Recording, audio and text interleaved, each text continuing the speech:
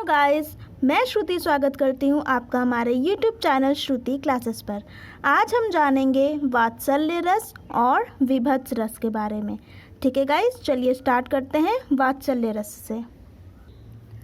जिस काव्य में किसी शिशु, बालक, बच्चे को देखकर हमारे मन में जो ममता उत्पन्न होती है, जो प्रेम उत्पन्न होता है, उसी को वात्सल्य रस कहते हैं। ठीक है, इसका स्थायी भाव वात्सल्य रति होता है। ठीक है गाइस, जिस भी काव्य को पढ़कर किसी शिशु, बालक या बच्चे के प्रति मन में जो ममता उत्पन्न होगी, उसी को क्या कहते हैं? वात्सल्य रस कहते हैं। ठीक है, चलिए उदाहरण से समझ लेते हैं।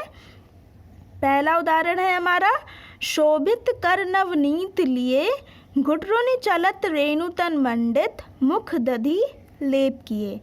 ये वर्णन तब का है जब भगवान श्री कृष्ण हाथ में मक्खन लेकर, रोटी लेकर और आंगन में घुटवन चलते आ रहे हैं। तो वहाँ पे जो हमारे कवि हैं सूरदास जी, वो इस बात को कर रहे हैं कि कर का मतलब क्या है यहाँ पे?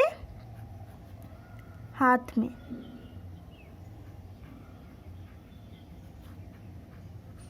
कर का मतलब क्या है यहाँ पे?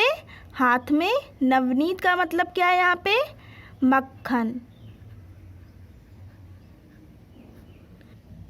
अपने हाथ में जो वे मक्खन लिए हुए हैं, वो दृश्य बड़ा ही शोभायमान हो रहा है।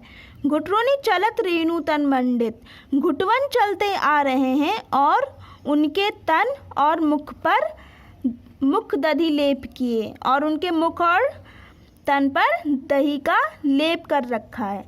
ठीक है, तो यहाँ पे हमारा क्या है? एक कृष्ण जी को देख के एक ममता उमड़ रही है ना, तो यहाँ पे हमारा कौन सा रस होगा? वात्सल्य रस होगा।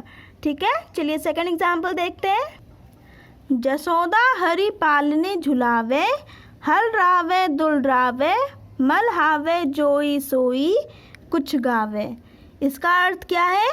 श्री कृष्ण नन्हे मुन्ने हैं ना, तो माता जशोदा जो हैं वो श्री कृष्ण को पालने में झुला रही हैं।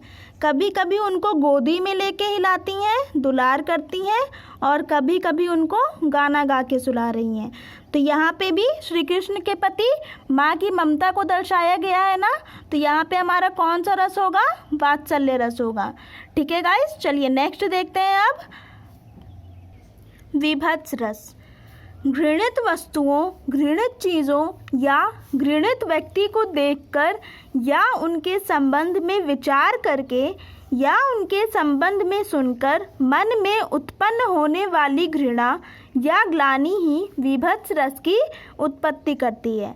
ठीक है, जिस भी काव्य को पढ़ के हमें अगर घृणा सी महसूस होगी, तो वहाँ पे हमारा कौन सा रस होगा? विभत्स रस।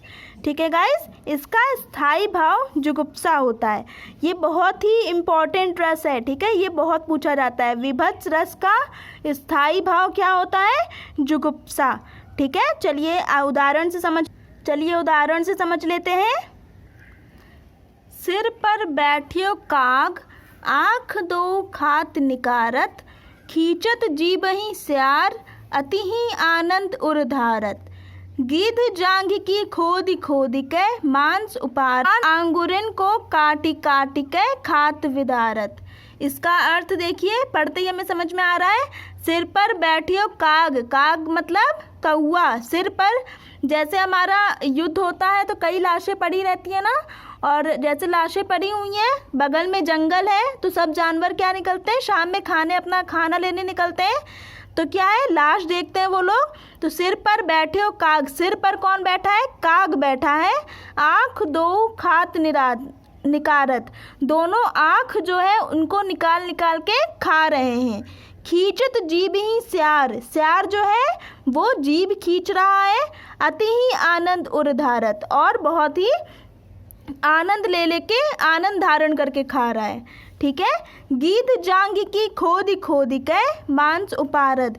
गिद्ध जो है, चील जो है, वो जांघ की मांस खोद खोद के उपार रहा है। ठीक है, स्वान आंगुरिन को काटी काटी के खात विदारत, और स्वान जो है श्वान क्या होता है? जंगली कुत्ता, ठीक है, वो उंगली को काट काट के खा रहा है, ठीक है। तो यहाँ से ये हमें ये काव्य पढ़ के ही हमें कैसे महसूस हो रहा है? घृणा जैसी महसूस हो रही है ना। ये दृश्य इमेजिन करिए अपने मन में, कैसा लगेगा? घृणा आ रही है ना। तो यहाँ पे हमारा जब घृणा की भाव उत्पन्न होता है तो कौन सा रस होता है? विभत्स रस, ठीक है गाइस। तो यहाँ पे ये भाव में हमारा कौन सा रस कहलाएगा? विभत्स रस कहलाएगा। आप सबको क्लियर हो गया होगा वात्सल्य रस और विभत्स रस के बारे में, ठीक है गाइस। अगर आप सबको वीडियो पसंद आया हो तो प्लीज़ लाइक करें, शेयर करें, सब्सक्राइब करें और बेल आइकन ज़रूर दबाएं। Thank you guys, bye bye.